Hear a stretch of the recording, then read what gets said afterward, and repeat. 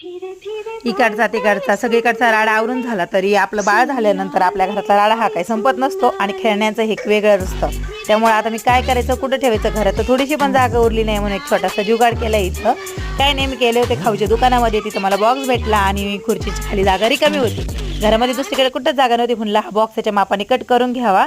असं मस्त आपलं ड्रावरसारखं करून घेतलं, त्याच्यामध्ये सगळा राडा असा भरून घेतला आणि त्याच्यानंतर मग फक्त ते सरकून द्यायचं होतं. अशा पद्धतीने झालं होतं आपलं इथे छोटंसं सिंपलचं जुगाड. आवडला असेल तर व्हिडिओ लाईक, शेअर आणि सबस्क्राईब केल्याशिवाय विसरू नका.